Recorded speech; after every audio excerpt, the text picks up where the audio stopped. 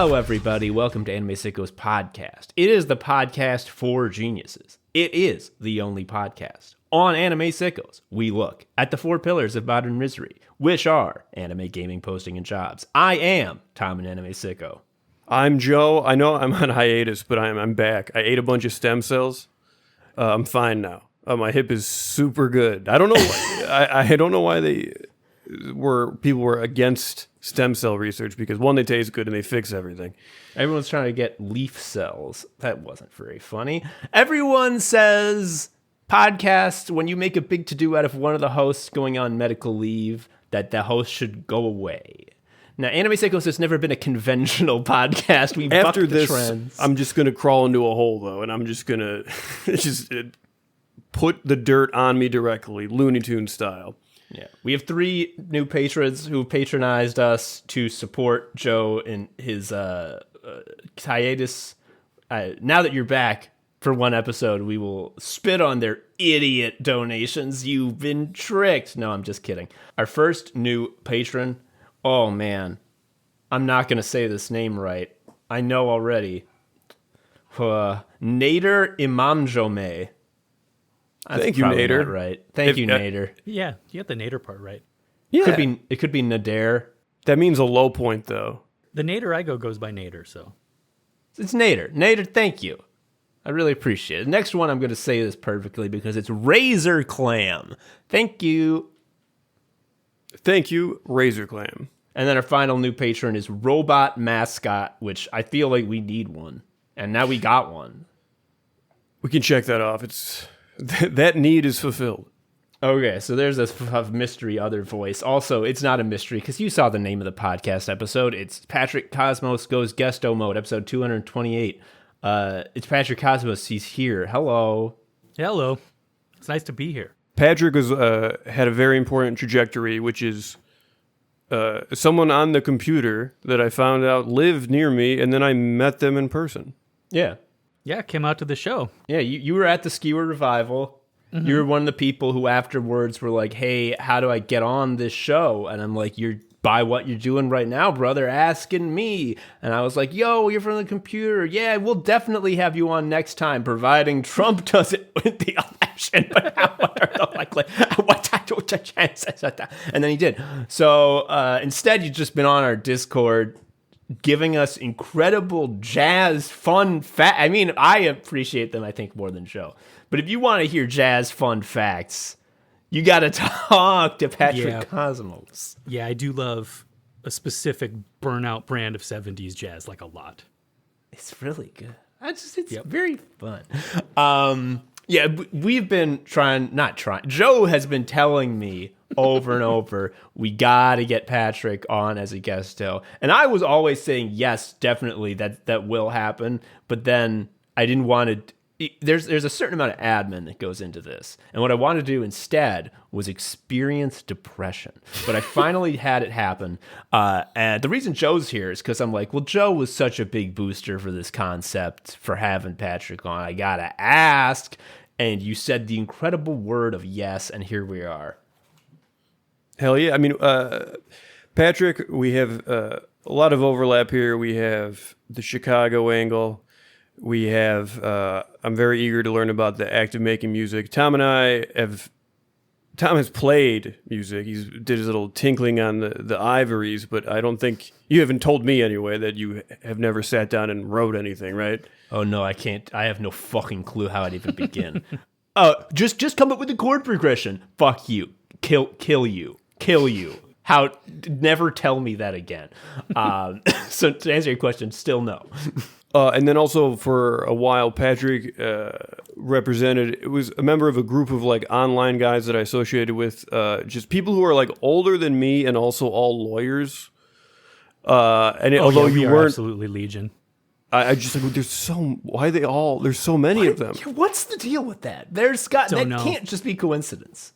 I will say the one thing that's very sad, and it's a function of a 6-3 Supreme Court, is that there was a legal podcast called Mike Dicta, Jesus Christ, that my buddy Charles was one of the main hosts of, and those people kind of split apart. And then I was doing a legal podcast with Charles, a bunch of the other people were doing a podcast called A-Lab, and it was kind of like a diaspora of all these people, and all of us fucking quit. Every single solitary one of us just fucking quit, man. Like, and it felt great. It was like, this isn't. What am I gonna do? Riff on this? This fucking sucks, man. This is so bad.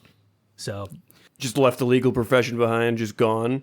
Yeah. So we're down bad as a cohort of podcasters, and obviously the way that Twitter went means that maybe we're not as like verbose online as we once were. But I think that the Lawyer Hive could rise again. We have the wherewithal and we have the debt. We can.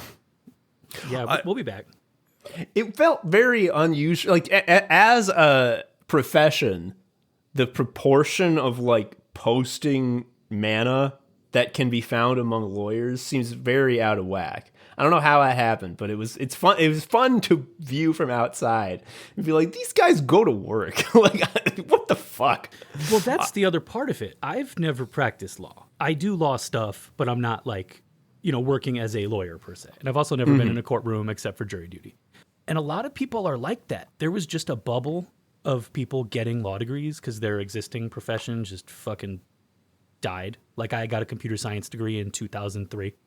And it was like, cool, they don't have that anymore. Like, they have 6 of those jobs a year. So I'm going to go to other school where I can use this for something else. And a lot of people had that idea. So those jobs are hard to come by. And then all you can do is post and podcast and get some other job. I know a ton of sports writers. That's the other one. They're like, well, those jobs don't exist anymore either. But back when everything was a fertile environment for all this stuff, sports writers and or lawyers just endemic to the platform. I don't know. Wow. I would be lying if I said I have not learned a ton from just a lawyer doing posts. Usually it's just like, hey, this is bullshit and this is why, let me explain this. And not like, I really hate like the big DC lawyer, like, let me explain how this fucking, but the stuff I always appreciated was just like, this is fucking bullshit. I'm going to explain why it's stupid. And honestly, it's very useful as an idiot, a reader of things. It's just like, it's nice. It's also nice to see it presented without the pretension. Yeah. I think it's nice to have a framework where you have like a 20% depth of analysis. So you're not just mad, but it's also not so arcane that like you're either more mad or you're bored or you're bouncing off or whatever. So you feel like a subject matter expert just enough that you can be mad for a reason instead of just mad. That is so true. I on record saying posting sucks now, and I renounce posting. However, that feeling of like I have a formless rage against all the evil that reigns over me, being like, actually, I'm a genius because I'm mad about this specific thing. That was a thing posting gave me, and I'm always gonna be thankful for.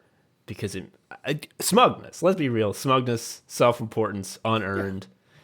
We all want it, and I got it. Catharsis that also has attention, pretty good. Yeah. So, Patrick, Joe mentioned this being you were a musician. This shit, I gotta emphasize to you folks at home. Patrick's got a new album out. It's called Future National Sports.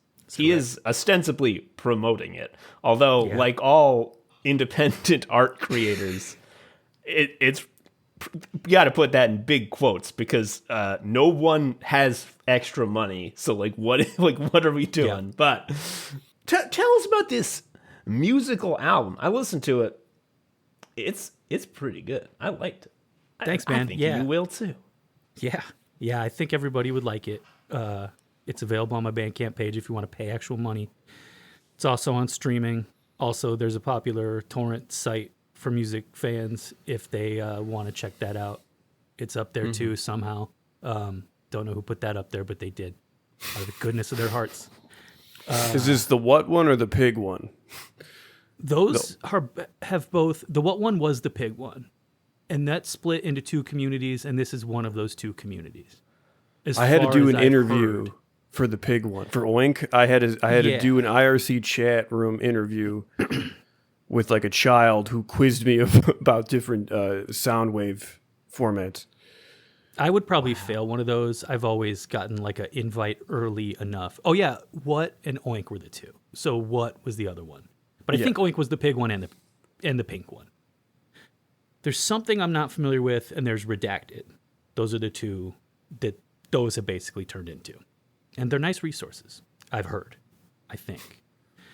And yeah, you can they make it really easy for artists to promote their stuff there. I theoretically got some tape sales up there a while ago. It's a good resource. I like that stuff for like archival reasons. It's really nice to know that there's distributed versions of like crazy tapes and a bunch of other stuff you would never ever be able to find. And because it's decentralized, you're not going to get nobody's pulling the plug on it per se. Because when another one pops up, everybody's going to put that shit back up there. So I'm actually pretty dedicated to that stuff as a concept. That said, I got this album out. You can go on my Bandcamp, veryimportant.lawyer. I worked really hard on it. I always kind of get my hackles up when people call me a musician just because it feels weird. Because it's like a thing that I do compulsively and then justify it ex post facto by putting out the music. But get past this. Fucking get past this. No, I know. I'm your therapist talking. Just stop thinking that. I know. Slap. I know. It's when I come on something like this and I get referred to as a musician, it just feels crazy. Because it sounds like some type of title or profession or whatever when it's like, again, the thing I would compulsively do. And the expectation that you have to like do it forever now, right? Yeah. Well, the nice thing, again, is that by virtue of it being a compulsion and me not making... I've had a couple really flattering people reach out to me to license music or otherwise like work with me or whatever. But outside of that, it's just something that I do. So fact of the matter is I'm just going to keep doing it. But since my air conditioning died and my car died within a week of each other, I would also appreciate if you went to veryimportant.lawyer and bought my album or the discography or whatever. And you can pay whatever you want. You can actually pay more than the number that it says there. It says $8, but any number above $8 also works in the form, which is crazy. So check it out. Damn. We have a $999 tier on Patreon just to be like, are any of you fuckers dumb Maybe some enough? rich pervert will click wrong. No one's picked it up yet. So Patrick, you participated in my stupid bullshit called Tom's Record Club, where you asked me, and everyone, in fact, to listen to electronic music. You made us listen to Gio Gotti by Boards of Canada. And I was like, this is some shit I've never listened to. I listened to like one Aphex Twin album one time and was like, that was interesting. And then never went back. So like, I was like, this is like, I don't have the words to talk about what I'm hearing and why I think it's good.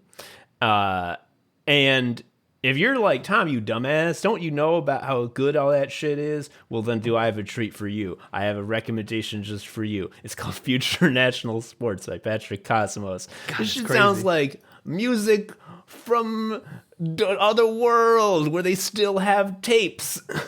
I had a friend reach out to me and say that he really liked the album, which I found flattering. But he's also like, I have a group chat with my family, and my father-in-law said that one of the songs sounded like an MRI machine. And I was like, cool. Yeah. That's great. That's great. So, yeah. I think most of my friends aren't into the shit that I'm into. Like this specific, the experimental music, electronic stuff. I have some buddies who are really into it and a bunch of, like, not that they dislike it, but it's not their wheelhouse. They're like you, where it's something you're not necessarily conversational in, but you're going to hear it and listen to it. And I find that a lot more interesting. I don't like it when I can tell that somebody's just being patronizing, you know? Like, oh, it's really good. I like it. I'm like, I know you had to listen to it because you're my friend. You don't have to. It's fine. It's not going to hurt my feelings. Don't worry. You don't have to show your work. Like, to tell me you listen to it. It's okay. It's fine. But This is the most. This is the thing where Tom and I have agreed. Like, it's just like, oh, it looks like you were having fun. Yeah. Yeah. Just tell me it fucking sucked. Just tell me you hated doing this. Or just like, don't. Just straight, just don't. It's fine. The thing, people will always people will like have gone to 10 of my live shows and then like not gone for 4 months and come back. And I say this like it's happening. Hasn't happened for a decade because of how long it's been since we've done it. But But they'd be like, I'm so sorry I haven't been. And it's like, if you've gone to 2, you are like I owe you everything I've ever had. Like, I'm going to lay down my life for you for going to 2. And you're saying sorry about missing a few? Come on. Yeah. That's the one thing about doing what I do, is that I can do it live, and I have done it live, but it's unpleasant. You have to kind of retrofit what I already did and recorded into something that's a little bit more engaging live, or you have to have written it in the first place in a way that you know how to perform it live later. Because otherwise what you have are WAV files or a thing of shit that you can press play on. And it's fine. I've seen it a million times. I don't like bringing my friends to it if I can't at least be playing a guitar on top of it, or otherwise demonstrating the fact that I'm doing something. Just sitting Put on back. a big mascot head. Yeah. Yo, yeah. I had 2 ideas for stuff I wanted to do if I was going to play out more seriously. One was to just construct a really stupid, big refrigerator box robot with a bunch of blinking lights and stuff, and just sit inside of it. Just sit inside of it and press play, and just come out of the box and I'm done. Oh, the other one, wiggle your arms. Yeah, the other one I was thinking about doing was making a video show and sitting there, clicking at the laptop or whatever, and have the video show be a recorded thing that shows me minimizing the window and like playing solitaire. I really hope that you are sitting there doing like Excel, like doing spreadsheets and like doing like revenue versus cost. Yeah. Putting in your formulas. But those were the only ideas I had that seemed more engaging, that weren't basically deconstructing everything into parts that I could trigger live, because that's the other way you could do it. But honestly, that's not as fun. The funny ideas are definitely more fun. Plus, if I'm just sitting inside of a big box that I put a bunch of lights on or whatever, that's also an easy day out, man. That's fun. That's pretty straightforward. Yeah. You have something scheduled, and you don't have to do much, and you're headlining. No, about as little as possible. Like, I've DJ'd and stuff before, and that's actually work. Sitting in the box and pressing play is fine. I could do that. Okay. I need to know. I've had this question my whole life, because I will like see DJs open for stuff and I'm like, I've never heard of you. I don't know what you do. And I'm looking and I'm like, what are you doing? Like, it's like, I saw a DJ duo open for, I forget who, like a year ago. And it seemed like they were just pressing play in a playlist, but also had a bass slider. And every once in a while they would pull all the bass out. So it would just be like, yeah, boom, and they would put it back in. And I'm like, I bet they're gonna do that 20 times, and they sure did. And I'm like, what are they? What? So I guess my question is, what are they doing up there? What those people are doing is exactly what you just described. They've got a bunch of songs set up that are already beat matched, and they're filtering out the bass and hitting you with the bass and doing little flourishes like that for the sake of dynamics. You get a lot of people, especially with vinyl, who are really good at like beat matching and stuff, or matching pitches and everything like that. And that shit's a lot of work, because you have to. You had to practice when you actually have the real fucking discs. Yeah, it's not even just the real vinyl, because you can do that stuff digitally in a way that's hard to.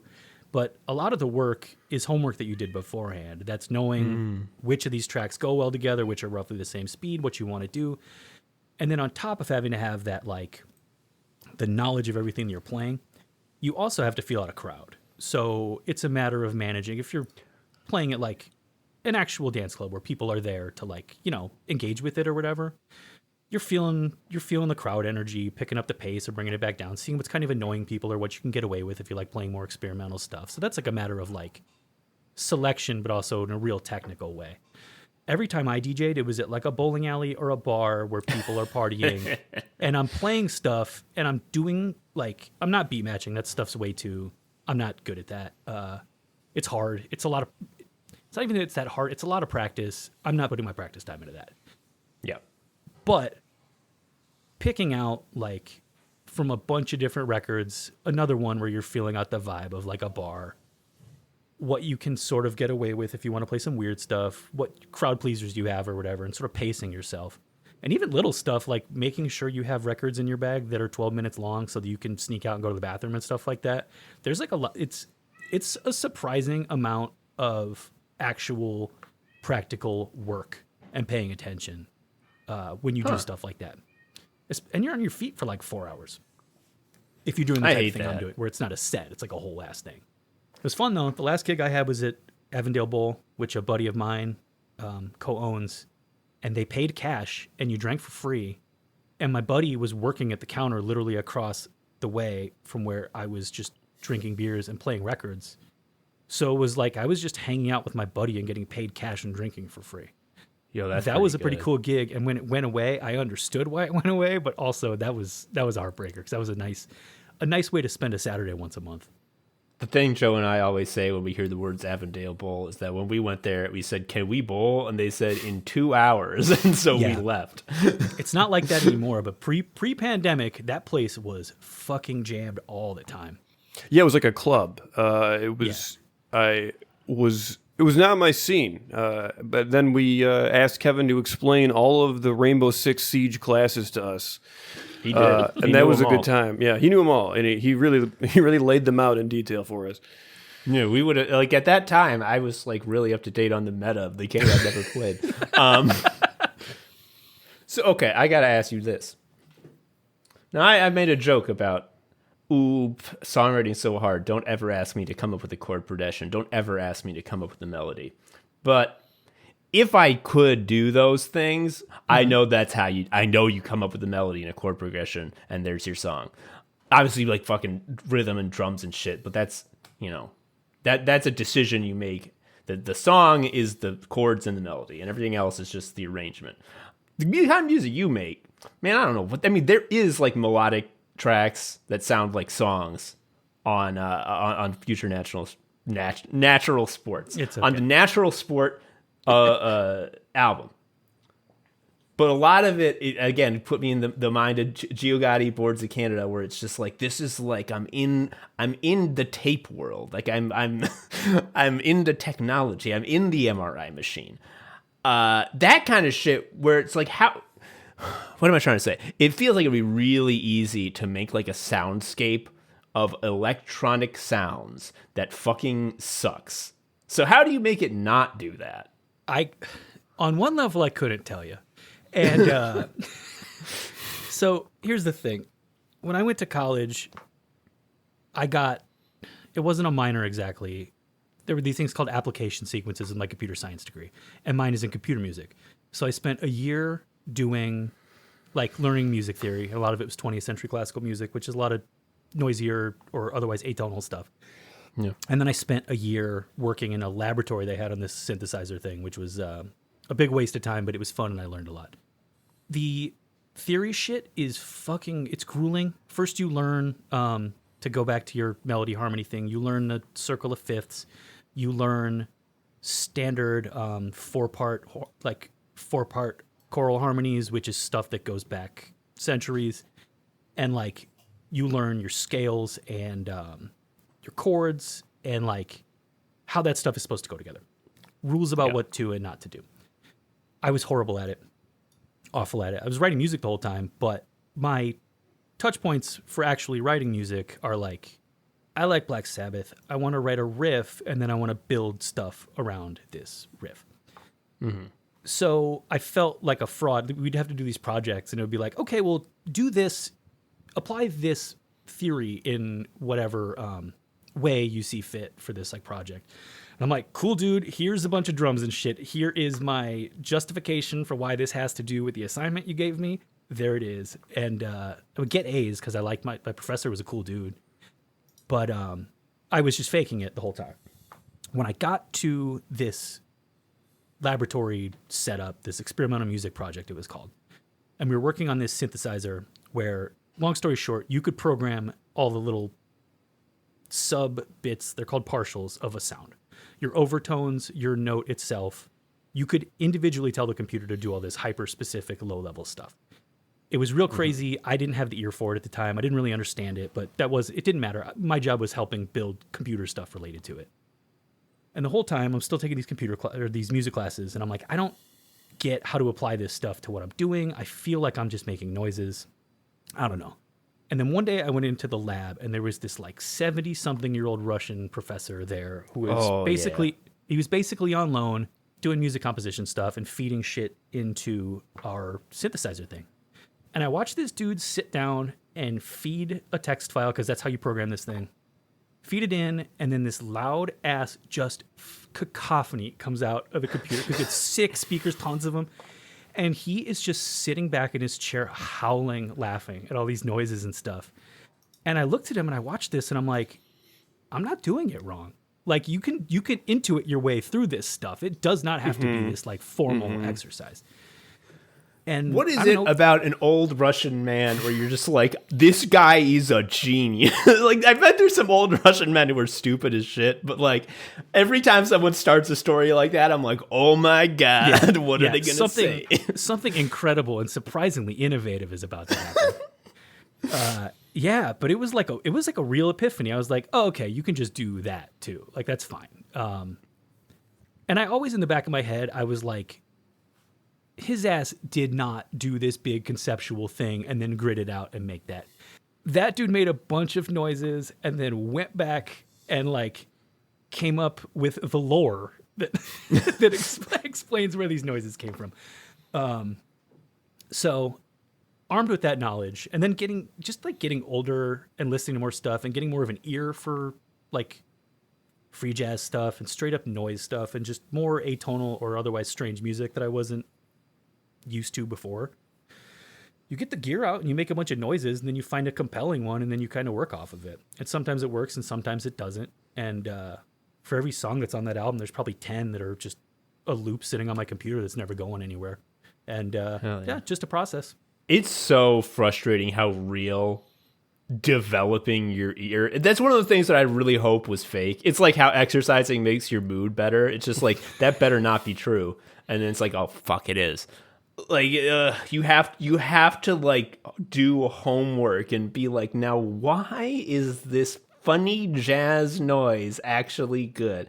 And on one hand, it feels like it's a waste of time to listen to music where you have to like will yourself to like, you gotta like this, you stupid fucker. But like it works, and that's so annoying. Like when you were talking about like you can change the overtones on the fucking synthesizer, I'm just like, I will never hear that. I will never. You could play me 10 things that to you sound so different. You definitely will. Oh, trust you don't know the depths I can sink to. They'll sound the same to me. Oh, I guarantee you this shit sounds the same. This was so granular and low level. This was like unbelievable shit they were working on in there. I don't know what they're still doing there. I feel like the webpage hasn't been updated in a long time. But like, they built something fucking insane. Like, it was really cool. This also, talking about things that sound the same, I saw you when the album was not yet out. You were talking about this, that you had gotten it mastered, and you were so excited about having gotten it mastered. And I will often listen to albums, and it'll say remastered 2005 or something like that. They didn't do a good job the first time, I guess. Yeah, people talk about the mix. What's that? To me, it always sounds the same. What's the mix? What's the mix is easy enough. That's just how loud everything is, where it is in stereo and stuff. You know, you turn the guitar up. Guitar's too loud.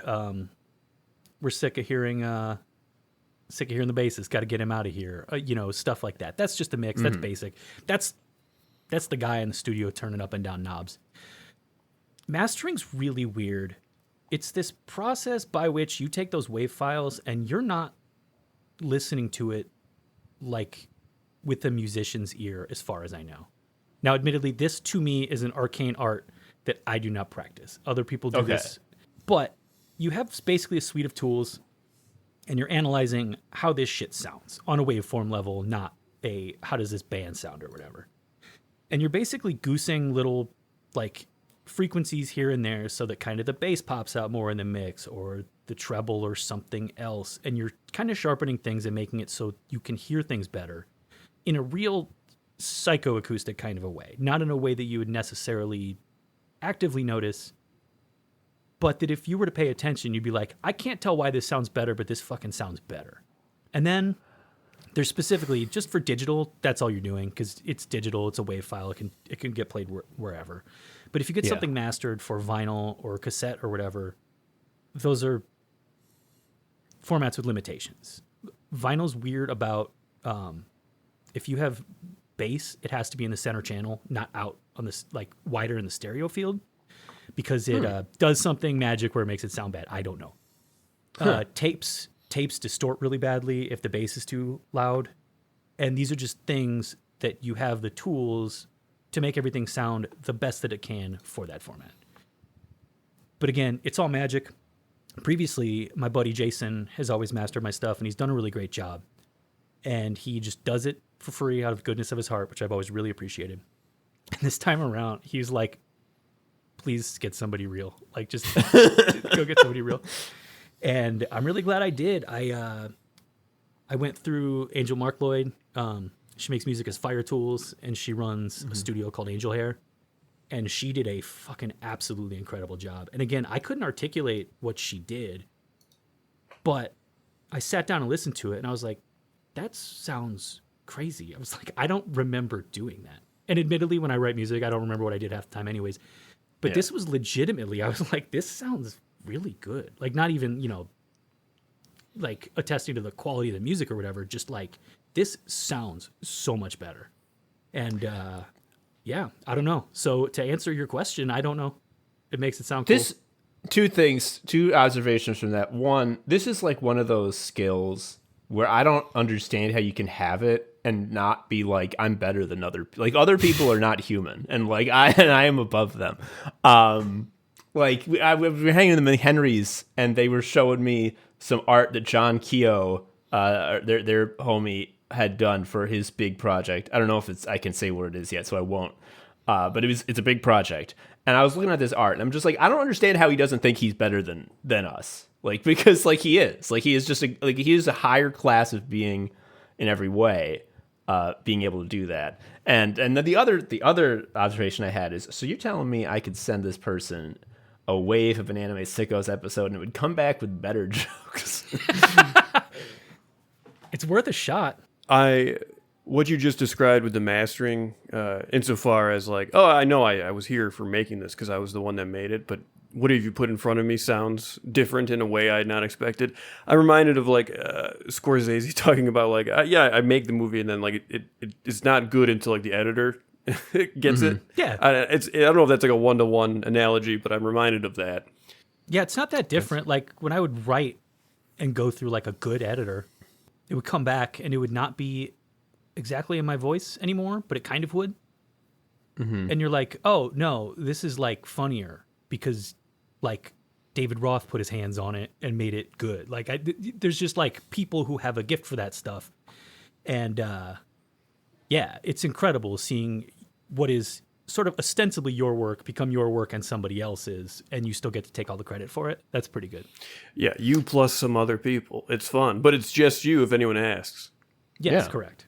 Man, I wanna work with a real editor so bad, because every time I do something, I'm like, and then I'll add this stupid part that's just for me, and I know that I shouldn't have done that, but I do it every time because I'm like, who's gonna stop me? And it's like, someone needs to, because otherwise, it's insufferable. Speaking of insufferable, I'm seeing right now on the fucking video, we're doing a video call. Patrick, behind you, you have a great deal of the boys' treat. I'm talking about them discs. I'm talking about them vinyl discs. Yeah. Joe, how have you avoided buying vinyl, being the age you are and the type of person you are? On paper, I should like vinyl. I think it's because they're not actual boxes, because they're just sleeves. If for whatever reason, records came in like a DVD case that is the size of a vinyl record, I think I'd probably be all in on that, honestly. Would you be paying $10 extra for the steel case? Oh, absolutely, yeah. I have my Persona 5 that's like that. I'll do that for music too. Who gives a shit? But yeah, I for also the same reasons I was hesitant to do the record club stuff initially. Just like I of course like music. I just never. How do I put this? I never thought I had like enough of an insight to warrant like, yeah, I bought all this shit on vinyl and that's how I listened to it. Like I would get as much out of it listening to it in another format because I am a dummy or whatever. You're looking at it exactly backwards, because the nice reason to have this stuff in a format like that is because it forces you to get dumber because you have to sit down and not like be doing stuff. Like I have a rocking chair that's out of the picture right now that my mother-in-law gave us. And I was like, I don't want this piece of shit rocking chair. And then I realized, Yeah, I'm you like, I do. want this piece of shit rocking chair, man. Hell yeah. I want It's that. literally the rocking chair. Yes, that's true. Wow. Gosh. But yeah, it turns out you can just like shut it down and go rocking chair mode and put the shit on and get stupid and like it's perfect. Now that you say that, it's obviously very true. Evidence for that is like, I'm just trying to like be out of my patio, chilling more often. And like one of the things I've been doing, I will just listen to, my headphones on my phone. I listen to music that way. No, there's too much other shit on there. Okay. I need the chair and I need the disc. End of story. There's just a lot going on with the phone. Yeah. I actually have, I inherited an old record player. We used to party at my friend's place out by UIC all the time when I was in law school, and they had just the nastiest, grimiest, fucked up turntables because we'd be smoking in there and drinking, everybody spilling shit on it. There's ash on Partying there, yeah. all the time. Yeah. And when everybody sort of scattered, my buddy Jose, whose turntable it was, I think, moved to Spain, and he's like, "Yeah, dude, just like call out my dad, go out to Naperville, go grab stuff," and I'm like, "Can do." So now in like a kind of nice room, well, it's fucked up now, but theoretically it's a nice room in our house. There's just like this fucked up turntable. It has like ripped off duct tape on it. There's like smoke grime that is never ever getting out of all the crevices and stuff. It's like But an old the thing sword that needs to be restored. Yes. Yeah. But the thing is, every now and then somebody will come over and I'll be like, I have this thing attached to a Bluetooth speaker that has RCA ins. We can take both of these out on the porch and we can listen to records on the porch. And it only happens a couple times a year, but every time it does, it's like, bro, you can do this out here. This is fucking crazy. It's so good. There are some things that like a one time a year deployment is more than enough to justify its existence. I don't have the capability to do that porch shit. If I did, it would be over for me. That would be the only thing I did. The thing I love about vinyl, being a vinyl guy, is that it's, and I'm glad you touched on this, Patrick, that it's about getting more stupider. It's like the stupidest thing you can be, because like, I don't know, maybe there's someone out there who can make the case legitimately that vinyl sounds warmer or what have you.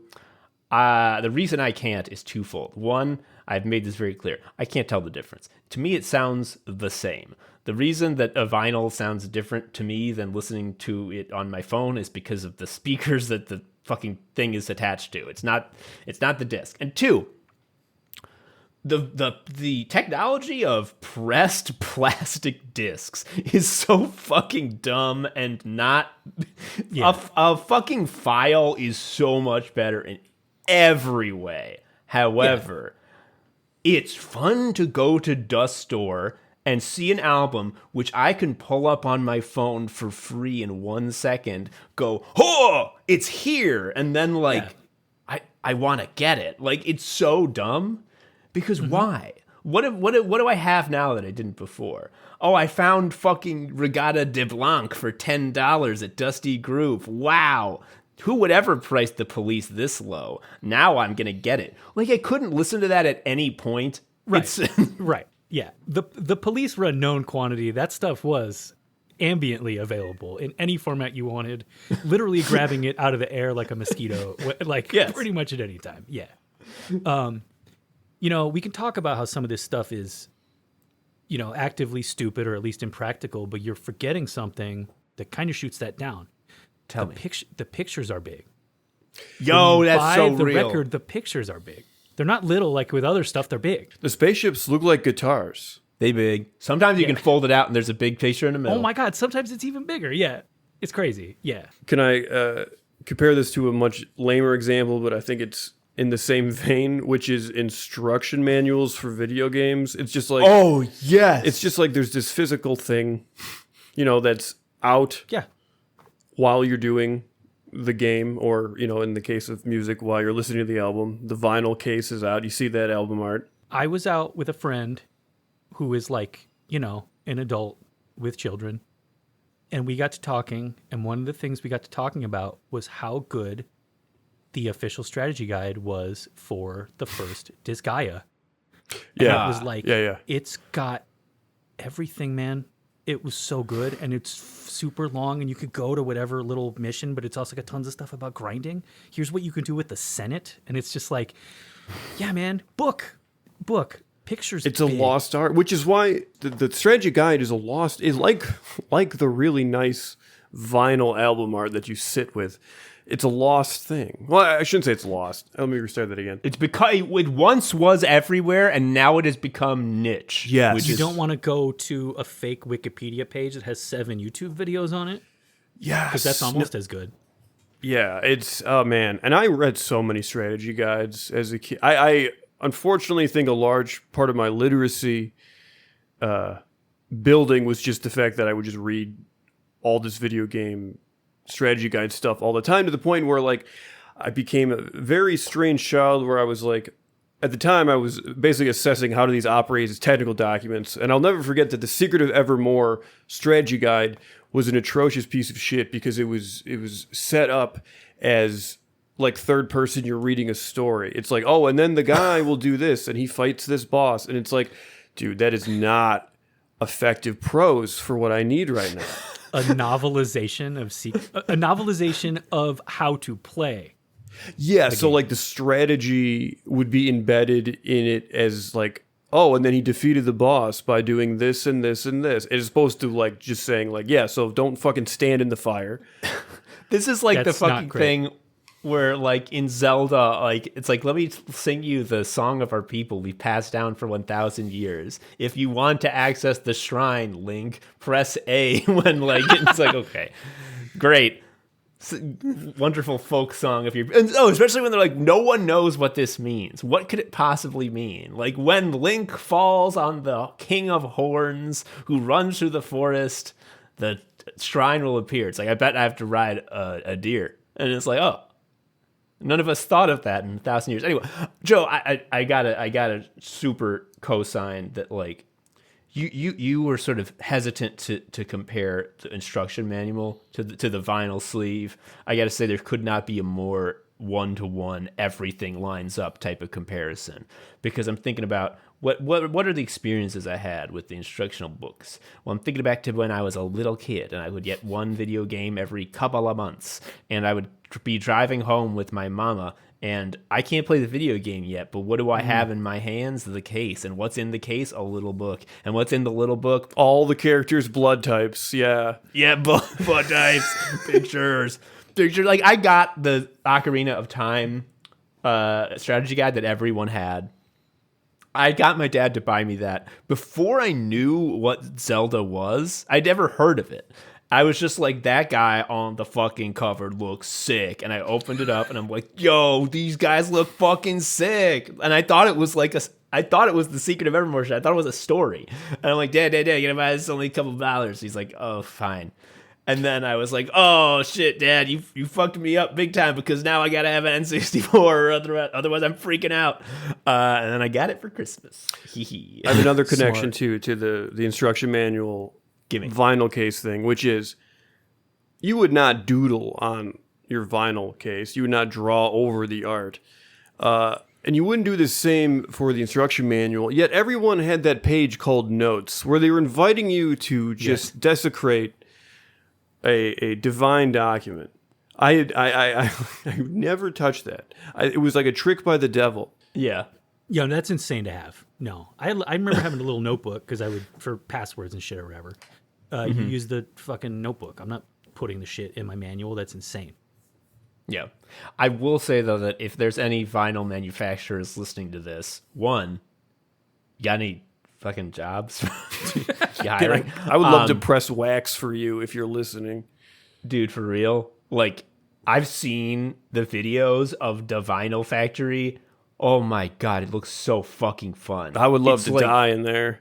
It touches the same spot on your brain as the old video of them making the orange crayons. Oh, yes. Where you're like, yeah, dude, yes. How do I put... It's Play-Doh. That's what it is. Because what are we starting with? It's goop. Step one is goop. Step 2 is the Play-Doh extruder. And then you put stickers on it? Like, are you fucking kidding me? Anyway. The best is when they slice it, though. And there's another one. I saw this the other day. The one thing I completely forgot about the sick videos of stuff being made. When they do stuff out of thin metal and they put it in a thing that folds it. When it, like, what? What are you talking about? This isn't a vinyl specific thing. This is just talking about. Okay. Yeah, when they show you how they make something out of like a thin thing of metal and they set it on like a form and then they push it down and it gets like the full, and you're like, the Sesame Street saxophone video does that a ton. The saxophone video. Yes. I played that for my kid because I was like, I remember this. This is good. And immediately I was like locked in. I was like, holy shit, this is crack cocaine. Like they really fucking knocked it out of the park with this. Yeah. How it's made cookie cutters, that is like some of the most incredible footage you'll ever see in your life. Jesus Christ.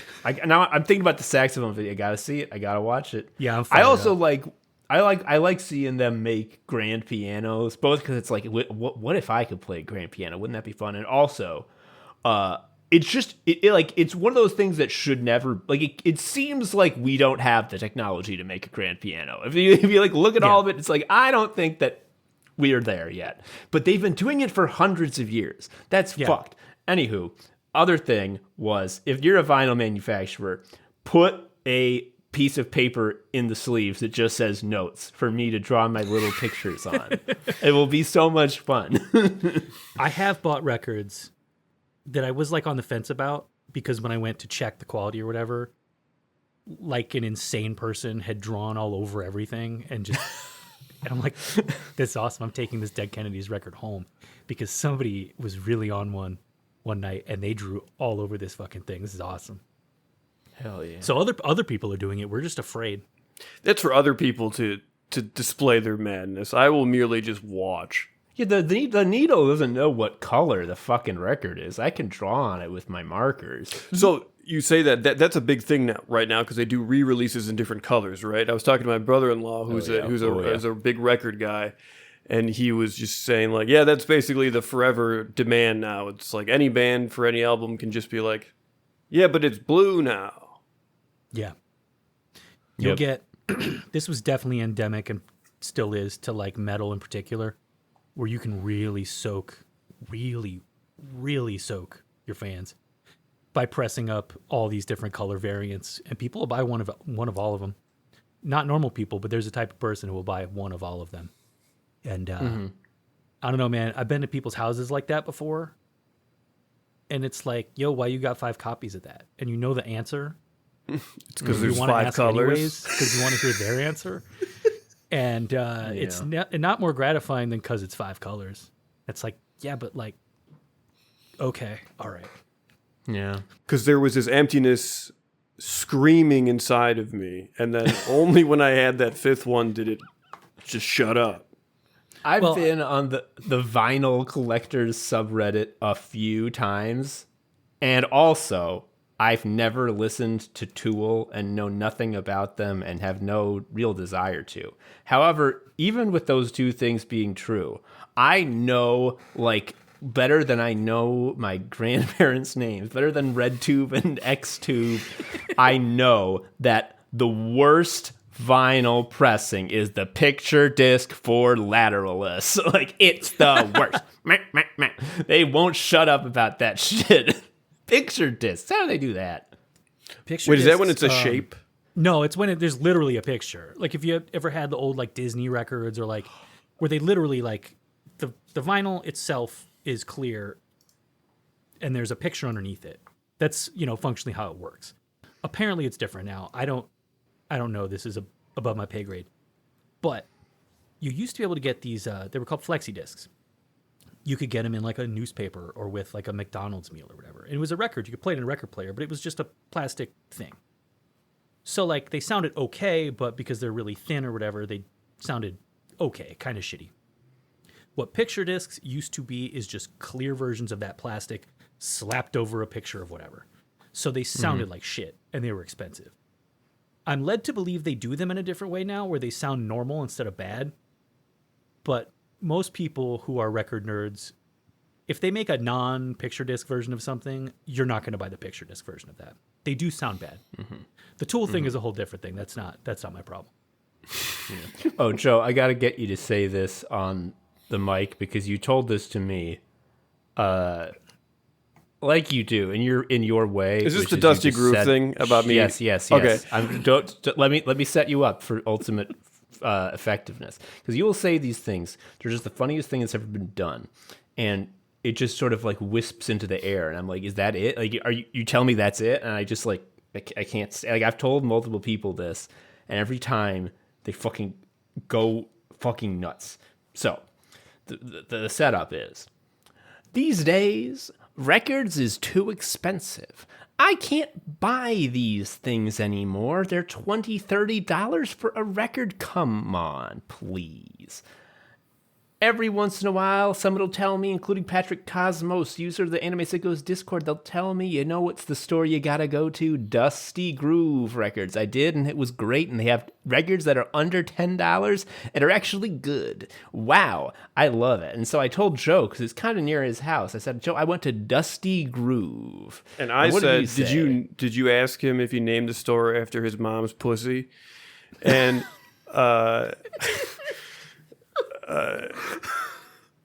and you didn't ask him that, did you? No, I didn't. I just Worth sort of like asking. had the reaction I just did now, where I'm just like,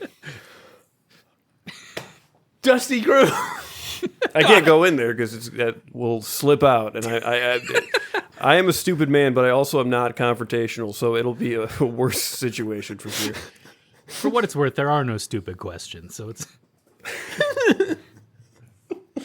You go in and you say, do you agree that there are no stupid questions? And they'll go, yeah. And they're like, oh, okay. Well, then you open the door. You can't get mad legally. I can call the cops on you. You get mad. Did you name this? I couldn't. Joe, did you name it after your mother's son? What the fuck? Dusty Groove. Anyway, the thing about Dusty Groove is that their albums is cheap. You go in there, you go to the jazz section, you'll find something for cheap. Ooh, I love it. Well, this goes back to the 70s jazz freak thing, because the thing about that is that those records were always like $3 to $5, like forever. Yeah. So like you go in and get whatever actual thing or whatever, you know, bigger ticket thing I was going to buy. And then it's time to stroll over and be like, I haven't heard these like 5 Jack DeJohnette Chick Corea records or whatever. It's time to spend $3 to $5 on each of them and just take home a grip of loser 70s jazz records, and they're all gonna fucking kick ass. Yeah.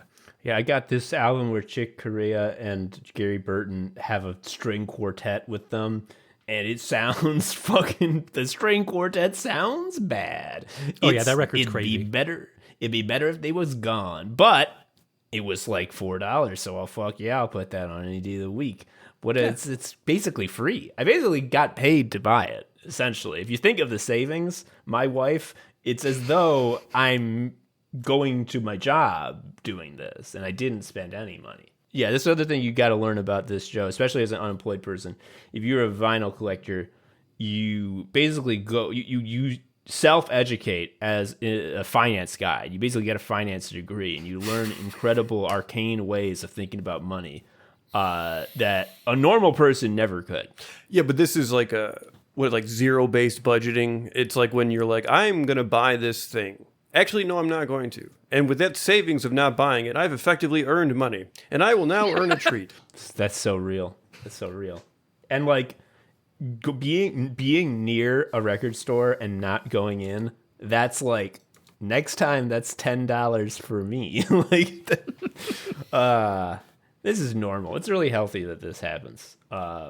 Speaking of being really healthy, I understand that the two of you patronize an incredible business that gives you a lot of pleasure. You might, listener, recognize this brand name. Perhaps you patronize this wonderful business. It's called Athletico. Am I correct? Yeah. Yeah, it's a PT shop. Hell of a spot. Several pleasant locations that I've been to in the city already. I'm eager to check out some more. Yeah, we're lifers, basically. Yeah, it's fun. We were commiserating together a little bit about how, like, the dynamic is like you have a PT who's like a very fit and friendly person who's having like a peppy conversation with you, and then like you are like, oh man, I really hope she doesn't ask me to move my leg a little bit or I'm fucked. Where I'm at, is your location like right on the street level with tons of windows, so there's tons of foot traffic kind of gawking at you? Oh yeah. And I go right when everybody's like walking their kids to school. Yeah, it's awesome. Yeah, it's for me. It's, and I don't say this as like a horny thing. I'm saying this just in terms of mass like shame. It's just like that is when every babe that has ever lived anywhere near Chicago is walking past there, and I'm just like shaking like a leaf in front of like a bar with no weights or something, you know? Yeah, crying on the floor while a 16-year-old makes you do stuff on a goofy ladder or whatever. It's fun. Yeah.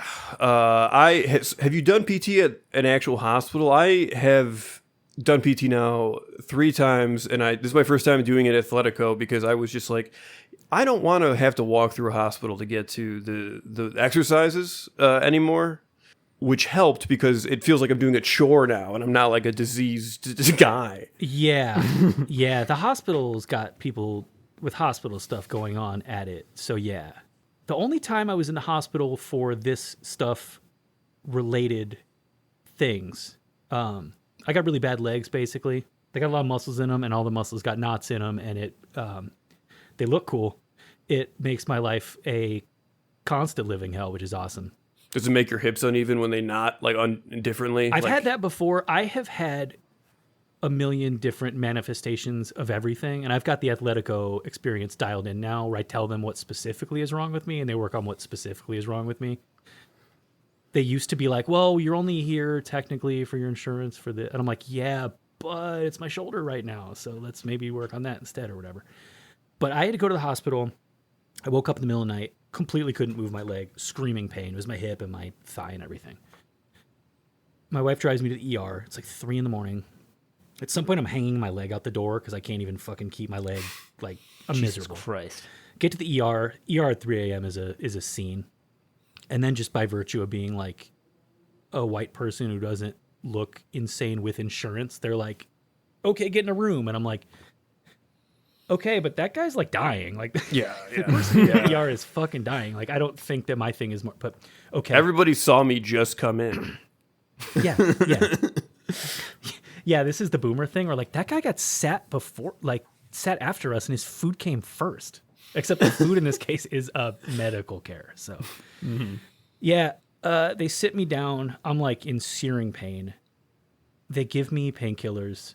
They get me to sit still, and they x-ray me, like just my whole hip, groin area or whatever. And the dude comes back like 20 minutes later, and he's like, yeah, you have muscle spasms. And they're in like your thigh, so it's locking everything up. But it's just muscle spasms.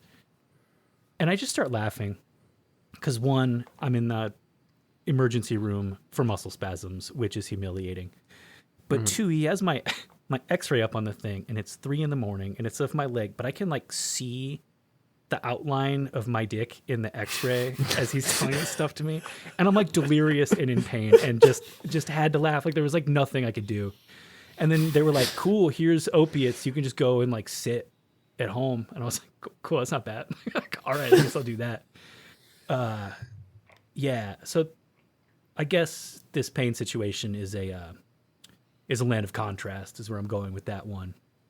But my Athletico experience now is I get dry needled, which is That shit rules. Yeah.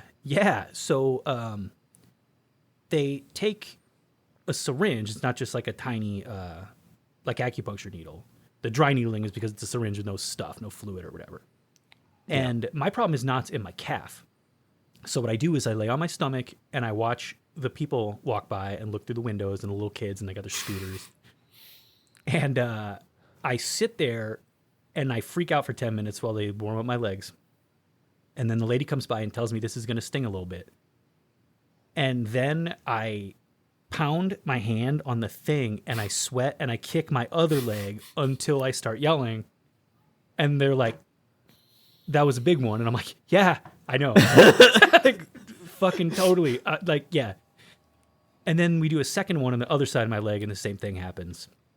And then she asks if we want to do a third one, and that used to be a yes. As of right now, I can't go as often, so that's a big no. It's one of the things I got to go more often, which I'm reluctant to do because when I go, they put a needle in my leg a bunch of times, and they twist it in the fucking muscle. They don't just like put it in there.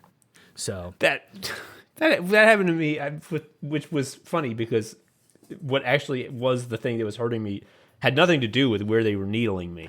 But I got needled into butt, and I was like, oh, it worked. Like that, like I felt a lot better. And so like next time I was like, can I like get another hit a needle? And so they got the needling guy back because like the person I was seeing normally didn't have like the license for it. So we got to get the needling guy back. And I guess he forgot what he did last time because like it was like, oh, I barely felt. It's like, you know, with like acupuncture, it's like you barely feel it, and it's like, oh, this is so calming. And this time he just like jammed it in and started like playing fucking like asteroids with it, like jerking around. And I was like, oh my god, ow! And he's like, what's the problem? I'm like, you didn't do this before. And he's like, I didn't. Oh, do you want me to do it the gentle way? And I'm like, yes, idiot.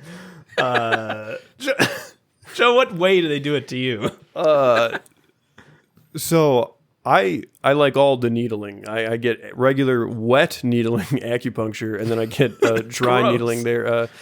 The wet needling, the actual real acupuncture, is nuts. The tension in my body is such that when she gets all the needles in me and like the tension starts sort of loosening and there's like spasms and stuff, it is not uncommon for the needles in my body to physically like get pulled in deeper or pushed out as everything resets. Like that's the level of tension I'm talking about here. A blowfish. You're describing a blowfish. Yeah. Which when that happens, it feels so good. That's the other thing that I think is very funny. It's like I clearly have sensory things in the sense that like you can push on me hard, like it's fine. Like chances are, like a massage person will not be like, oh, this is actually too hard. Like you can really just be rough with me. And I feel like a creep always being like, hey, can you like just really get in there though? There was one time I had a sub for PT. My normal PT was on vacation, and she just was so much harder, and I was just like, thank you. Like I was like, just like, thank you just for throwing me around. Like, oh my god. But she was like, oh, are you okay? And I'm like, yeah, you can just throw me through the window now too. Like this is fine. Yeah.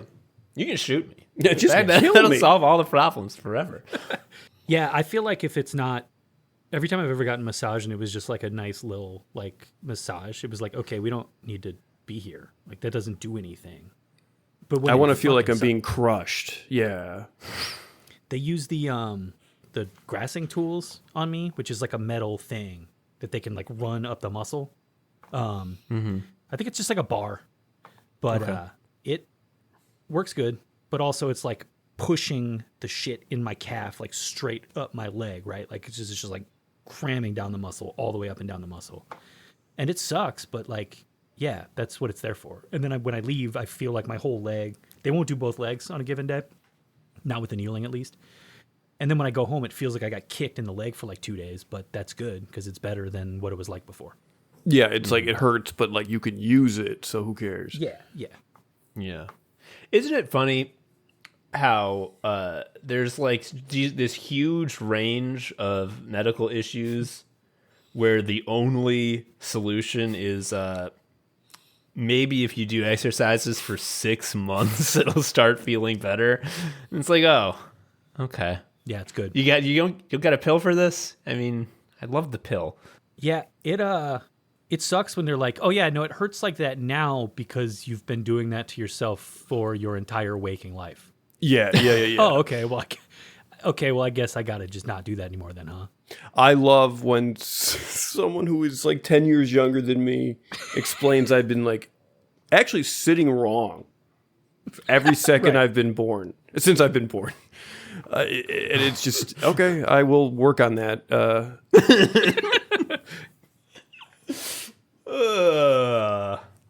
Yeah, you were telling me that you sit wrong, you drive wrong, you stand and walk wrong, and you just didn't get told.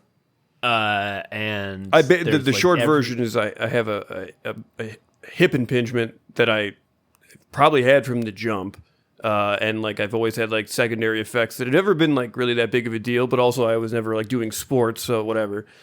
And it just really feel like it all came to a head. And I think I have a labral tear now, which I think is from holding my kid as he was squirming and doing like a weird sidestep at the same time. Sure. Because when I tell like the PT or anybody else that, they're like, really? Because it's like an athletic thing, so they're always like, "What sport were you doing?" And I'm like, "I was my kid." But I don't know. I did appreciate when the PT is just like, "Yeah," and then you're just gonna do this for the rest of your life. And I'm like, "Thank you for just putting it like that." Like I'm serious. Like it's like just put it in those terms. Like it's better than like this like, oh, you're gonna have bad days and good. Yeah, and just shut up. Do this forever.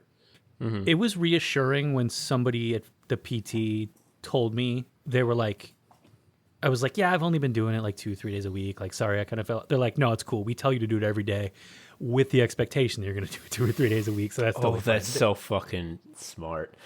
Joe, to when you were talking about you're gonna do this forever, I had a flash of insight where I'm like, what if shitting wasn't something people had to do? And like when you were like 40, they were like, oh, like, okay, you've now built up enough. You have to release all of the negative. It's like this, you had a problem with your hip, and now unfortunately you are going to have to shit forever. Every day you're going to do this. And I'm just thinking like how devastating that would be to learn, having not shit your whole life. Well, it would ruin your whole like cadence. Are we laboring under the assumption that you think that you're going to be able to get away with never having to do it? You're like, that's never going to happen to me. That's for other people. Yeah, I mean, never catch me shitting. What does that have? I guess what I'm trying to say is perspective. I will add, I am doing occupational therapy now because I had the surgery on my arm, my right wrist, the carpal tunnel release, and occupational therapy is way better. Yeah, I don't know what that is. It's way better than physical therapy. Physical therapy is gym, basically.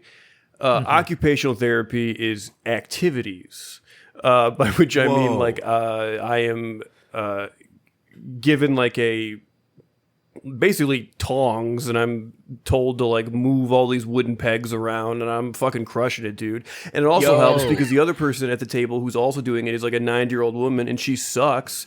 So I'm like just fucking feeling great. Wait, I want to do that. Yeah, what you're describing is the children's museum. They'll have like a little pegboard, and you could do a bunch of stuff. That's awesome. Yeah, I also put in a bunch of foam chunks into a bucket. I crushed that. That was awesome. Dude, you got to take Ivan to the Children's Museum. He's having a great time. You get free occupational therapy. That's called the Occupational Therapy Cancel. Yeah. Whoa. Wait, I want to do... Can I do that? Like, can I come with one day and like... You need a script, all these old ladies. But okay. I feel like if you just present it with like, I don't have a lot going on right now, and I need enrichment. Yeah, I've already done the coffee tasting at Metric too many times. I've ran out of things to do in this city. You need a new enrichment activity. Exactly. Yes. This is my foot was real fucked up. One of the side effects of the calf thing is that it'll radiate into the tendons into my big toe, and then that'll kind of pull, and I can't walk. And they were like, okay, you can do all this stuff for your toe, and one thing that you can do is pick up marbles with your toes and put them in a little thing.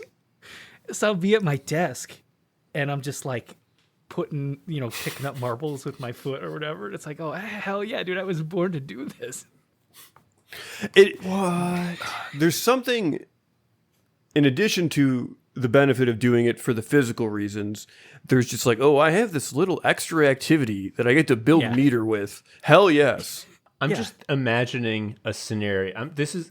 In fact, I'm imagining the ultimate way to spend your time, which is You put on a vinyl record and prop up the sleeve so you can look at the picture. You sit down on your rocking chair. You put a bunch of marbles on the floor in a bucket. As you're rocking back and forth, you're picking up marbles with your toes and putting them in the bucket. As you're doing this, you're imagining what it would be like if recently you were told you had to start shitting for the first time. And I'm just like, what? Truly, what's better than this? But yeah, take care of yourself. But the thing is, you can tell people to do that, and it's not like when people get fucked up, it's because they didn't take care of themselves. This comes for everyone. Yeah. My shoulder hurts right now real bad because I have a recurring impingement in it. And I fell off my exercise routine because my leg hurt, so I couldn't lift the weights and stuff. And that was when I did my impingement workouts, so I just stopped doing them entirely. And now my shoulder hurts again. So now I got to start over and I got to get on my little towel and hold my little 2-pound weight and do all that shit again. It's not great. Just keep doing it. If they tell you to do it, just keep doing it for the rest of your life like you're supposed to. So much of physical therapy is towel-based. So many wall slides, arm slides. You actually don't even need a gym. You can just get a towel. You build up a nice collection of the resistance bands, which is fun. Oh my God. The bands are the best fucking part. The different colors. You got to collect all the colors. The Athletico I go to now, if they give you an exercise where you got to like spread your legs out with the band or whatever, and you break the band, they have you sign it and date it, and they put it on a wall with all the broken bands. Oh, because you're that strong. That's awesome. Yeah, it's fucking cool. It feels so good. Whoa. Okay. I like Athletico now. I like this. That's worth all the people looking at you and saying what a freak, not like me. One subject on Athletico and just like PT in general, though, it's just, as someone who's unemployed currently, I can only think about like, oh, what does this person do for work? What is their day-to-day life as a result of work? And like the setup, and it's more complicated than this, but in general, people come to you with fucked up legs and arms and you make them do bends. That's not a bad way to be. Like I'm just, there's always going to be fucked up arms and legs. Yeah. Yeah, that's a growth. That's a growth market for sure. They ain't going away. And also, like, you're useful. Like, a friend is like, oh, my back hurts. And I'm like, well, I actually know why. Oh, I'm so good at teaching other people stretches. I'm, like, incredible at it now. I mean, my corpus of back exercises that I learned and had to do, especially given that the breakthrough that the PT had that actually solved my pain was, let's just increase the number you do every day by 3. And that was it. Like that, there's like the most valuable information I have is just what exercises to do when my back is ouchy. I should be doing them all the time. I'm having to do them in increasingly frequent intervals as the pain comes back, and I'm like, got to make that go away. And I do my exercises. I should probably do them more often, but like, yes, just knowing the stretches, like, because they can't. Like, when they give you, like, medicine, you can run out. When they tell you the stretches, that's in there forever. They can't take it back. Yeah. Yeah, you have that now. When I was at Athletico last, Patrick, there was, like, a woman who was, like, the most Bridgeport woman ever, which is she had a sock-side Irish Blue Lives Matter shirt. And then she just kept bringing up that she was from Bridgeport. Yeah, Bridgeport people and Beverly people just be loving being from their neighborhoods. Love it. Why the hell not? Yeah, Irving Park does not have that. We're not repping Irving Park super hard. Irving Park is like, I don't know. One time, my wife and I, because we had been to Howling Pages a number of times, were like, we should like hang out in Portage. We should like see what's up at Portage Park. Howling Pages is a place that's next to Tone Deaf, right? It sure is. Okay. And we're like, let's see what else is going on in Portage Park. It feels so like we're just coming to this one place and then turning right around again. And the answer that we came up with is, yeah, we were right to have been doing that. This is the one good place. Well, actually, I love the bartending school called Star Tenders. Oh my God, that place is that entire corner right there. There used to be a really, really cool bar called Fishman's. That was in this ancient fucking building, and it was one of those like slashy bars that has the liquor store up front and the beer bar in the back. And like back when craft beer was like a hard to come by thing, they were like all the little breweries that self-distributed would go there. So it was like this divey, shitty bar that had just this incredible selection of stuff. And you could take stuff to go. So you go hang out there because it's right off the Blue Line. And then you'd grab a 6-pack to go. You'd go over to Chris's Billiards down the street, which is also where they shot a bunch of the pool scenes in The Color of Money. It's a BYOB pool hall full of fucking total pool shark freaks. And it's gigantic. It's an old refrigerator warehouse, so it's huge. And it was big enough that you didn't have a jukebox or anything. You would just bring a Bluetooth speaker and BYOB shoot pool for like 2 hours. This is too cool for me. Like, I can't. I would be there, and I'm just like, I'm not allowed. You would like, get I'm not bullied allowed. so fast. This is not a cool place. This is a fucking strange, weird. But it was awesome. It was so fun to go. It was just real loser behavior. Super awesome spot. Show us what I know. I was like, this place sucks. There's nothing cool. Part of it is that I just don't go to bars. So any sort of activity set that starts with like you're in a bar, it's like, well, I can't do that. There used to be a really cool old restaurant for ribs there right by the Blue Line, but it just abruptly closed recently.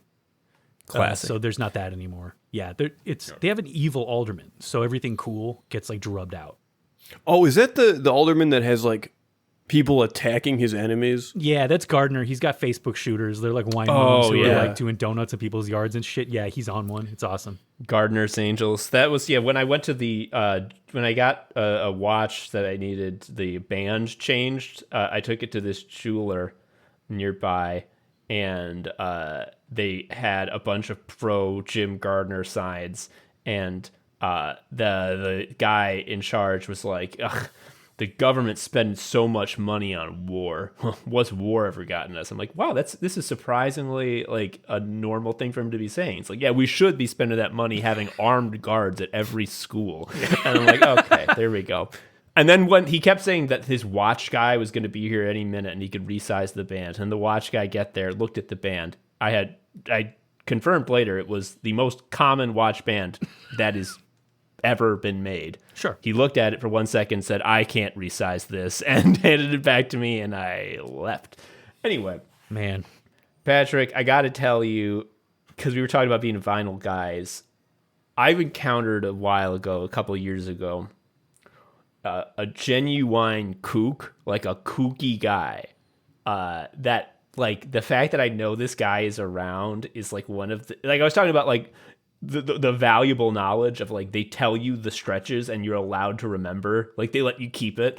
Like having this knowledge is like one of the most valuable things I've ever had, and I'm really excited to share it because now the flimsy pretext of vinyl. So a long time ago, my first turntable was my parents' was my parents' one that they had in the attic that they weren't using because it's a dead medium that only idiots would continue to purchase and listen to. And I said, hey, can I take that? And they were like, yeah. And so I took it. And that went great for a while. And then one day, it wouldn't turn no more. Mm-hmm. And turntables, the one major thing they're supposed to do is that, and it wasn't. So I'm like, what do? I could buy another one. I look online. Them cost money. I say, no. Can I get it repaired? And so I look up Chicago repair turntable. And I get I'm not going to say his name or the name of the business. I don't know why. I probably could. I'm just not going to. There free was clout, that's why. Yes. There was a business that was far and away the one to go to if the reviews were to be believed, which why would I not? There was a huge number. Everyone was saying that the guy there is so knowledgeable. He was like knew exactly what to do. He fixed it perfectly. The prices is fair. Oh, best, I love this place. Gem. And so I'm like, okay, I gotta go.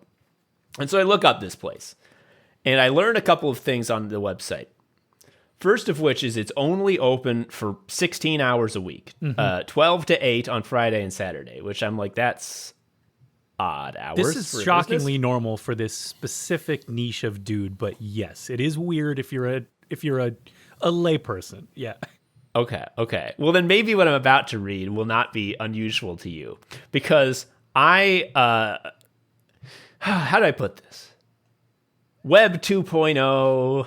There's a certain sort of best practices for how websites are made. these days. And it's very similar to the evolution of the magazine ad. Where back in the 60s and earlier, magazine ads would just have like 3,000 words on them.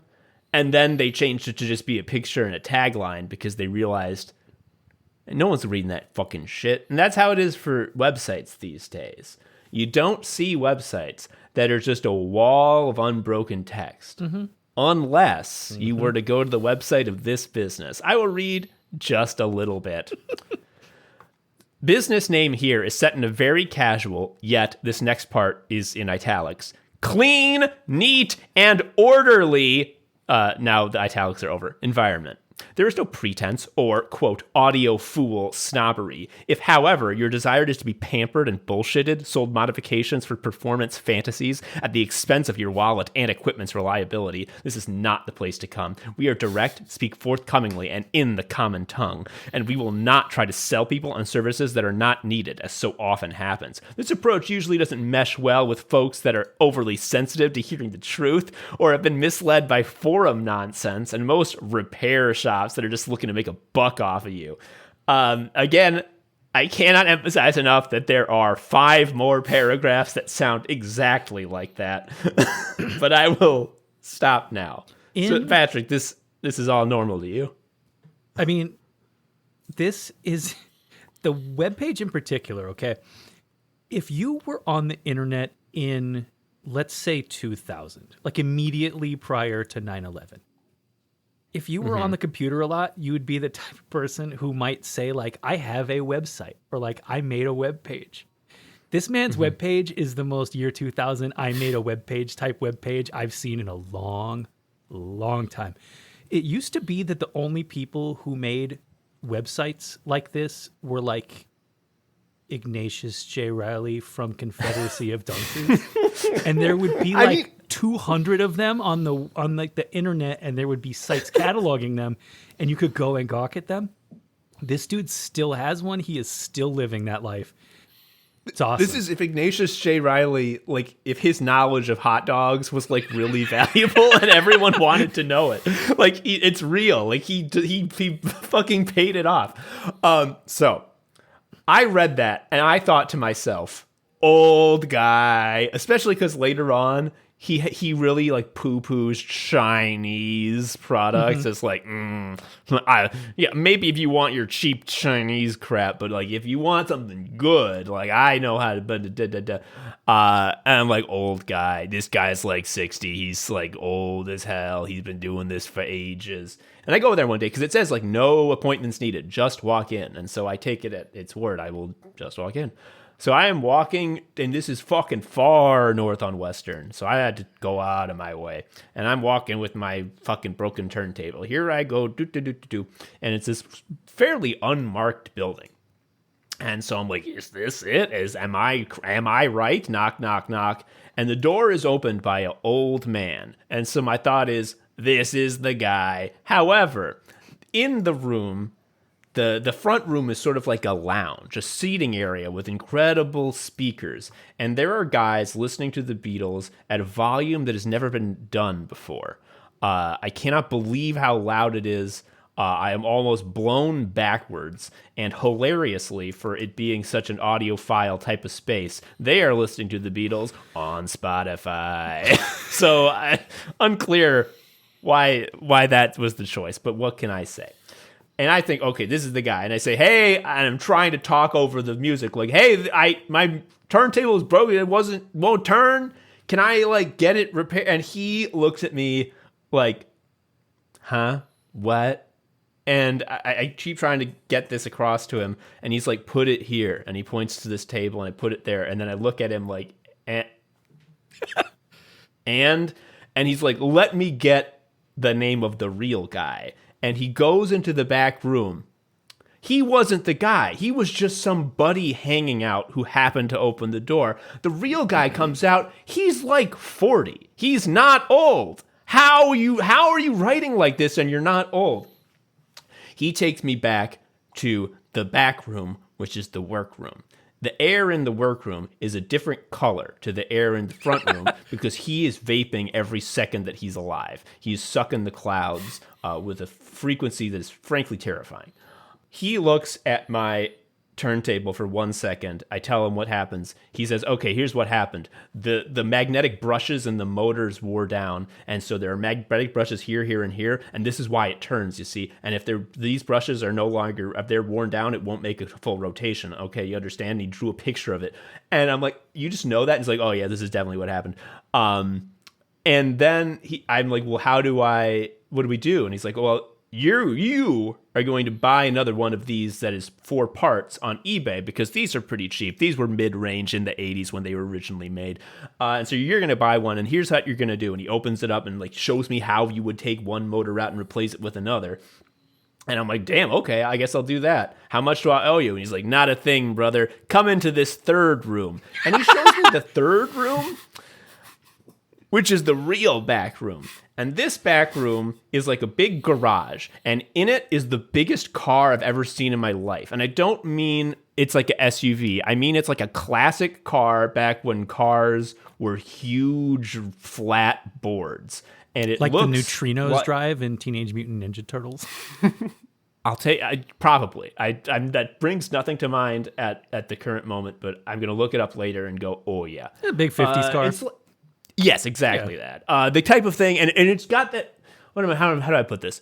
You know what a clean car looks like generally, yeah. Now there's also a type of cleanness that a car can be where you immediately know that like this is more than a car. Like it's like a Ferris Bueller's dad. No, Ferris Bueller's friend's dad. Yeah, Cameron's dad type of thing.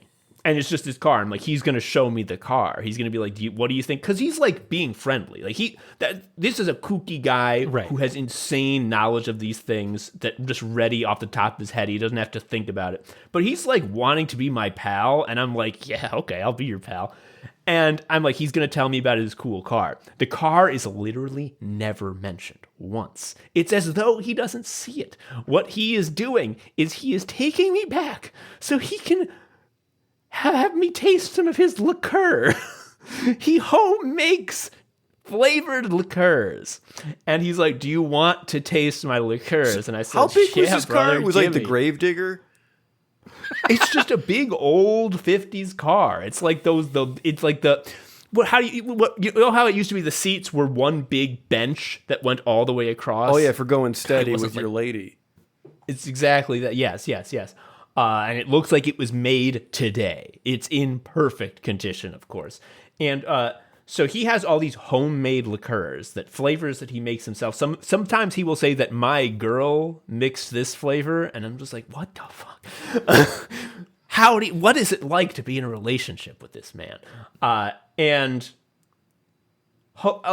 can't emphasize enough. This is some of the best shit I've ever had in my life. It's so tasty. And every time he's like, now, because this is a business, I can't give this to you, but I can pour a little bit and then put the cup down. And he gave me a knowing look. And so he never gave me any alcohol. So if anyone wants to snitch, you can't do it. The second time I came in, it was because my amplifier broke, and he had an apprentice who was like a 19-year-old British twink, and he was like he's using it as a learning lesson. It's like, now when you open this lid, you're going to see the following things in the following configuration. You're going to see this, and this. He draws a little sketch of it. And he opens it up, and yes, exactly as he fucking said. And he's like, oh, well, here are a few things. Now, this was definitely done afterwards. You can see by the welding, this was an aftermarket thing. Turns out what happened was I didn't know that there is a circuit breaker built in to this thing, because I don't know shit about this. And he's like, oh, the circuit breaker flipped. Now it works. And he's like, but just to make sure that it isn't some major problem that's going to continue flipping the circuit breaker, let me fucking hook this up to a Pip-Boy from Fallout. Now, he didn't say that, but he hooked it up to a machine that had a tube TV with a oscillating green sine wave. And I'm just like, where am I? And then he took me into the back room again, and he had new flavors, and they were very yummy. And he also said, you should come to our party. We have a big party 4 times a year with free food and live music. And I said, that sounds fun.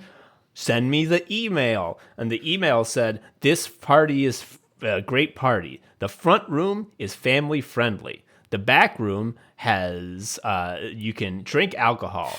In the back room, anything goes. And that's when I said, I don't go to places where anything goes, so I didn't go. However, that's my story about the kooky guy. You could have seen a guy die if you went. A friend of mine is also familiar with this man, and he also specifically told me about the party situation with the anything goes room. He was very scandalized by the notion of the anything goes room, which is understandable. What is that? Like, okay, the mind immediately goes to cocaine, but like, it could be more. Who knows what's going on back there? Also, those rooms are pretty small, and they're like right next to each other. I guess I have issue with, which is clearly like a railroad apartment situation. There's like family stuff in the front, and then just like 2 doors behind that is hell. What I'm picturing is that the vape room serves as an airlock, effectively. Yeah, I think so, maybe. Because as I say, the air notably changes color. Yeah, it's the clean chamber that keeps stuff. Yeah. I'm too scared. I can't do it. I know it would probably be an experience that would give me anecdotes for literal years. But man, you tell me that anything goes in that back room, I don't know, brother. I can tell you one thing for sure about this dude. If he owns that building, there's an attic in that building. And in the attic of that building, there is a portrait of that man as an old man and that car as a beat up old rusted out car. And it's so small, that car in the picture. It's so small. It's a 2-seater in the picture. Which actually, aren't 2-seaters like also classic cars? They don't sell that to normal people. This metaphor doesn't work completely. You'll have to bear with me. I'm thinking about all the different flavors of liqueur he gave me. One was chocolate and peanut butter, which sounds gross, but it's great. You are a child that's like, oh, I met a man and he took me into his basement and gave me wine. Yes. And both times I had to be like, buddy, I'm like driving home. You know that. Like, I can't have every flavor. He's like, but they're all good. True. I mean, what can I say? But if any of your stereo equipment breaks, he's really the guy to go to. It sounds like you learned all something. This shit aside. Yeah. Yes. And also, he never charged me ever. Like, I haven't given him a cent in my life because both times he was like, no, this isn't. This is something that you can learn to deal with yourself. Therefore, because there's no way this guy is not like a millionaire from parents, or from like had an early internet job and is rich because he invented having dice. that. Yeah, he invented dice, dude. You guys read or read Akewood, right? So you will be surprised. That's a huge blank spot for me. The exception being the panel that says, I wish I learned earlier on that being in trouble is a fake idea. Yeah. Yeah, I know it only as a series of images that are posted in response to things, which in that context, it's truly great. Well, that's fair. For those in the audience who are Akewood fans, this man is a perfect cross of like Ray being like a weirdo with money and Pat being an uptight guy. He is a dead cross of these two characters. So that's exciting. Mm-hmm. I can see him drawn as an Akewood bear easily. Anything goes. In the back, I can't deal with that. Anyway, Patrick Cosmos, if there was one song from your album that I would edit into this episode right now in its entirety so that people could hear it, what would it be? That's a really great question. I think I am literally looking up the song titles for my own album right now. I think I would pick track 4, which is FNS 003. That's the one I got a buddy working on a video on, so it's probably the one that will wind up. Folks, you're about to listen to FNS 003. I had to fucking look it up too. Yeah, man. You're about to listen to FNS 003. Here it is, motherfucker.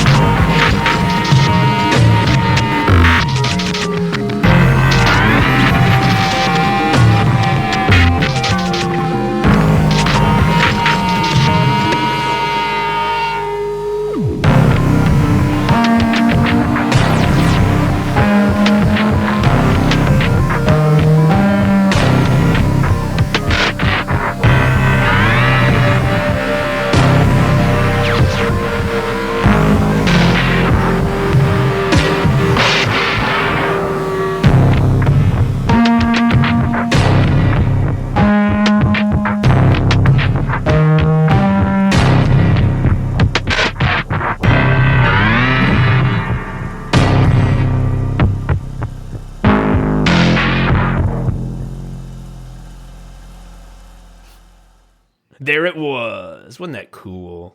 You loved that.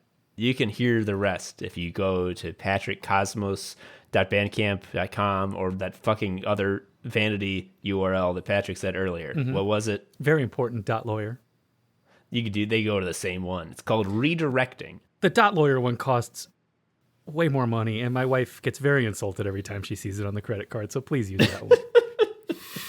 Yeah, very important. .lawyer. And you can listen to future national sports in its entirety, along with all the old ones. But why would anyone listen to old things? Who cares? New things. That's what I like.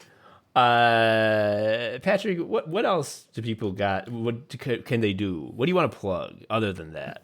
Anything? Could be nothing. Yeah, I mean, posting online. Blue Sky, also a veryimportant.lawyer. Leave me alone. Other than that, I don't got a lot going on. I think that's really the main one. Please buy the album. Yeah. Pay extra. Again, like I said, that number, you can put whatever you want. Not a lower number, but you can put any higher number you want in there. 20, Let your maybe imagination go 30. wild. There's so many numbers that are bigger than the number that's there. Yo, go and watch that old Mr. Show sketch about the biggest number with the mafia guys, and imagine that those numbers are how much money you're giving to Patrick Cosmos for the album Future National Sports, which is out now. So is the story of Eversky like disappearing people actively? If he's not, he's really missing a trick. He has the crime pass. Yeah. Clearly he likes it. I don't know, man. He's the herky-jerky dancer, and yet he does it for evil. I can't believe. To have that fucking gift and to throw it away. Oh, I forgot to ask. Are you an anime sicko? I am not an anime sicko. Yes, you are. Fuck you. Trying to think. There was like a minute in high school where I was like really, just by virtue of being a nerd, that I was like, yeah, I'm really into like, and I had a friend whose parents bought him fucking everything. So he had like all these tapes and shit when that stuff was impossible to get. So we're watching like Ninja Scroll and stuff, and that shit's impossible to find. And I was like along for the ride, but I don't know. It's one of those things that never grabbed me. I don't have it in me. Love Japanese video game stuff. The anime thing in particular. Don't get down with it. Do you also I was like this for a little bit, and I think it's a funny way to be. Do you like the Japanese games but hate it when they have anime cutscenes? A lot of the time I do. Yeah, I went through a period like that where I was just like, yeah, we get it. You don't need to flaunt it. Oh, there's another thing about this. I was playing one of the Switch Fire Emblem games, and I've historically loved the Fire Emblem games. But that Switch one, the first one, has just like a lot of stuff, effectively dating simulator stuff, right? You're hanging out in a castle, you're talking to a million people. And I realized that part of my problem with anime might be that I have literally have anime face blindness. Where I'm like, okay, that guy's really big. Or like when these people would show up in Smash, and I'm like, oh, that's Marth. I get like that. There's 6 of you. That's the same fucking dude. And in Fire Emblem, it's like, okay, these are all the same person. I am either trying to impress or have tea with, or otherwise sit down for a meal with an identical looking person. And one of those Fire Emblem games revolves around you like deciding who has kids with who. They have that even in like the 3DS one, but the difference is most of the stuff in the 3DS one is like doing that thing where you actually have to maneuver your people on the battlefield next to each other to like build up that affinity or whatever. It didn't have the sheer volume of just like between missions gabbing with people. That's what I really can't get down with. I have a tough time with visual novels too, like stuff like that. And I don't necessarily need like a ton of action in a game, but if everything feels like a big cutscene, I'm kind of out. That's really where I'm at on that one. I think you're just inoculated in a good way. I think you just have like the resistance to it. That's true. I gotta push back on the fact that you are not into anime is immaterial to the question of are you an anime sicko, because we don't fucking watch that shit anymore. Yeah, fair enough.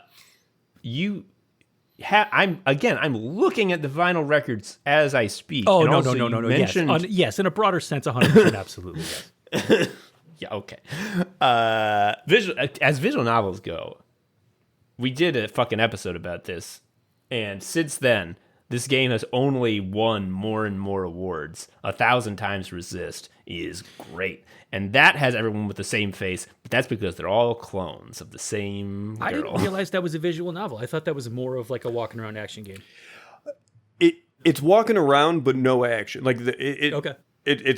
It feels like a video game where they're just like the action stuff doesn't happen, but like the walking around, like the central little like city thing or whatever that area is, it feels more like a game than like a visual novel does with just like a bunch of menus. Yes, yeah, the classic visual novel where it truly is just like a text box and a big sprite, and a background, and that's the game. Especially now that it's much easier to have fucking 3D environments, and it doesn't take like a million people, and it's not a AAA undertaking to have a basic little 3D environment. There's ones that are just not like the old way, and it's very good. Yeah, so like 1,000 Times Resist. There's no like gameplay in the sense that like you don't like fight or solve puzzles. It's you just go to the places, and the act of being in the space does a lot of the work that the narrative needs to do in regards to how the space works and the effect of the space and what the space means. It's so good. I want everyone to play 1,000 Times Resist. People love it. It lives on the Switch wish list. It's always I get the emails when the price drops or whatever, so it's only a matter of time. Yeah, one of Peabody, I think. And these guys are true geniuses, in my opinion, and especially because Remy went on this show, which shows a judgment that is unimpeachable. Anywho, that's all the time we have for Anime Sickos. Patrick Cosmos, thank you so much for joining us at last. Joe, thank you for coming back for this one. Hell yeah, I'm. This was a long time coming. I've been nagging Tom about we got to get Patrick on for a while, and I'm glad it got done. Yeah. And if you want to hear a bunch of jazz fun facts from Patrick Cosmos, you're going to want to Patreonize us at patreon.com/animesickos and then join our Discord, which I don't know how you find that. Discord. Look up Anime Sickos Discord. Maybe Google will give you what you want. I hope. Yeah. But it used to. It might still. yeah, you go to Tom's Record Club channel. This motherfucker is going to be posting fun facts. He's going to be posting links to YouTube videos of related songs, deep cuts, and rarities. Just you're going to love it. You're gonna because I mean I certainly do. So I hope you do as well. Anyway, until next time, bye bye. I'm Tom, an Anime Sicko. I'm Joe, an Anime Sicko. I'm Patrick, an Anime Sicko. Show it now is done. Bye. End.